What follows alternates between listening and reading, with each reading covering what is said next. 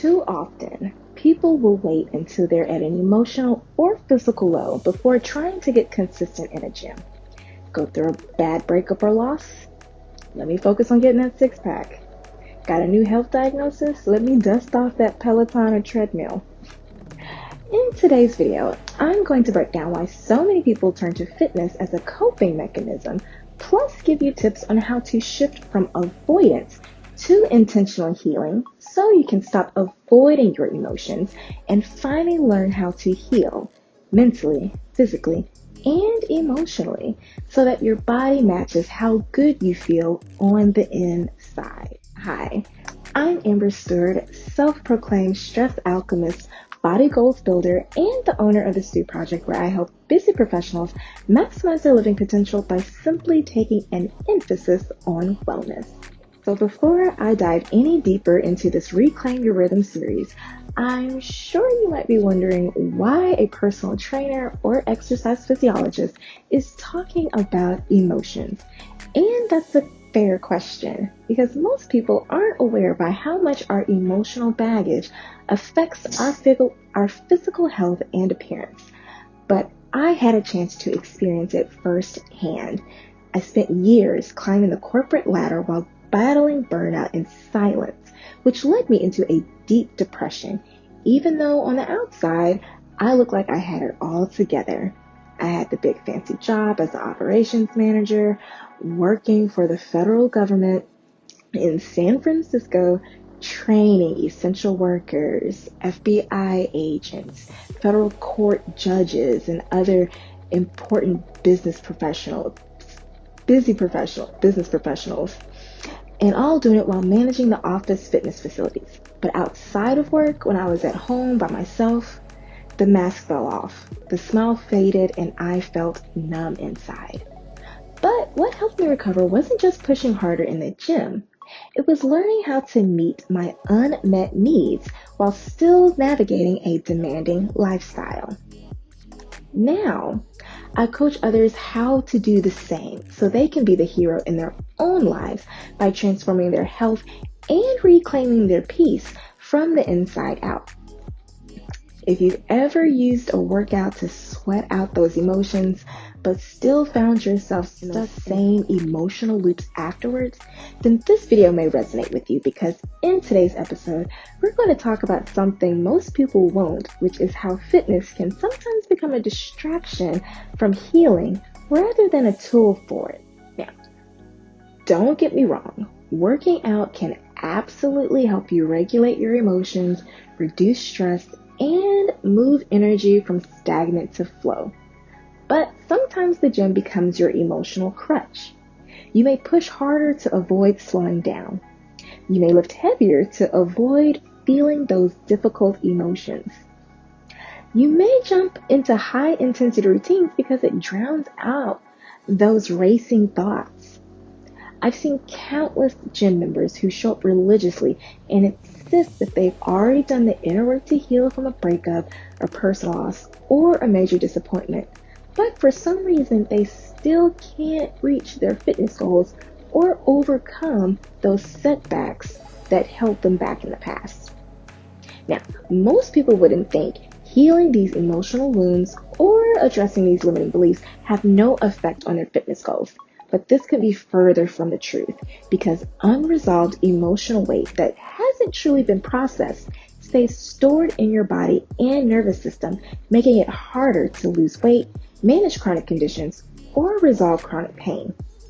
When we ignore the emotional and energetic weight we carry, it creates resistance that no amount of reps can fix. This is because movement without awareness can become just another escape. You look fit, but you're broken on the inside. Signs this might be happening include, number 1, you feel agitated or guilty when you take a rest day. Number 2, you obsess over your routine but feel emotionally numb. Number 3, you avoid reflective or restorative practices. And number 4, you feel anxiety creeping in the moment your headphones come off. And here's where it gets even more complex. Now, I've worked with and spoken to so many busy professionals who've done everything right. They've gone to therapy and confronted their childhood wounds. They've gotten all the blood work, gut testing, hormone panels, all that stuff done. They've even set boundaries, left toxic relationships, and even changed careers to find more peace. Yet somehow they still feel stuck. No breakthroughs, no momentum, just a lingering feeling that something's off. Although this is very common, it happens for a number of reasons. Sometimes it's because they haven't fully surrendered to the divine, to the unknown, or to the deeper lessons that unfold when we let go of needing to control the outcome. Other times, there are hidden stressors in the subconscious, such as grief or trauma, that's been intellectualized, but never fully felt through the body. An example of this is when you keep rationalizing your pain, hurt, or sorrow every time it arises, just so you won't feel it. But your body is still yearning to go through that grieving process so it can get out once and for all. Now, there may even be overlooked physiological issues like mold exposure or nutrient depletion that still haven't been addressed. And let's not forget the reverse placebo effect, which is when you obsess over the problem so much, you unintentionally block the solution. You try every supplement, self-help program, or dating app, but never seem to have the time or energy to follow through. Or you always choose what feels familiar, even if it's harmful, because your nervous system hasn't caught up to your healing yet. So, why does this even happen? Well, when we haven't learned to safely process our emotions, we unconsciously seek control through physical effort. Fitness routines give us predictable outcomes. Emotions don't. So, as a result, we may trade stillness for sweat, presence for progress, but healing doesn't happen when you bypass discomfort. It happens when you let your body become a safe place to feel. Avoidance keeps us in survival mode, but awareness is what creates freedom. Because whether you want to admit it or not, you are a completely different person when you react out of survival mode, in opposed to reacting out of safety. But what about those who can't seem to get started at all? Or can't stay consistent even though they're highly motivated or have been successful in the past? Now, this is more common than you think. Sometimes it's fear of failure dressed up as procrastination. Other times it's perfectionism. If they can't do it perfectly, why do it at all? But for others, it's unresolved shame or self-sabotage that surfaces anytime they get close to a breakthrough. Old identity patterns, fear of being seen, or trauma stored in the body can act as invisible anchors that make any step forward feel unsafe. And in a world that glorifies busyness, it can feel nearly impossible to slow down long enough to check in with what's actually needed. This is one of the reasons why my passion for personal training shifted to coaching. Because while personal training focuses on reps, routines, and results, coaching goes deeper and bridges the gap between what you're doing physically and what you're experiencing mentally, and even spiritually.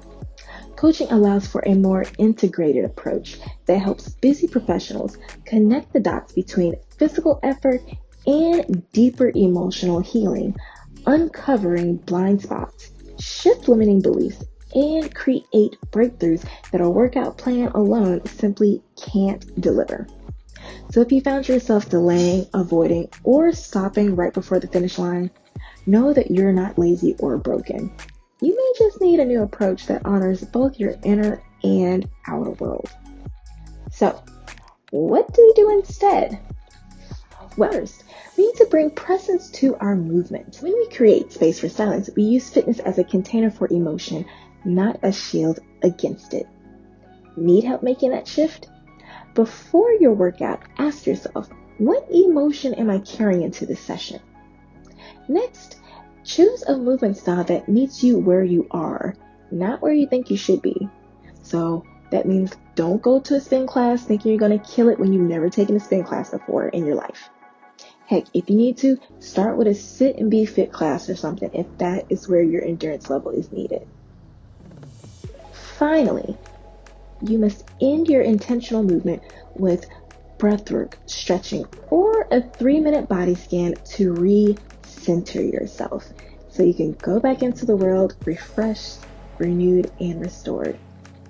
Movement is sacred, but when we use it as an escape hatch, we miss the opportunity to actually move forward physically and mentally.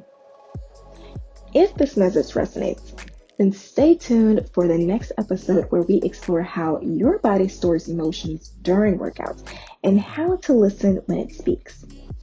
Don't forget to like, comment, and subscribe so you never miss a drop from my Reclaim Your Rhythm series. If you want more support, check the description box for more info about my coaching programs, including my Mind Body Mastery course. Remember, your body is not just a machine, it's a messenger, so listen closely. I hope this helps, and I will see you in the next lesson. Take care.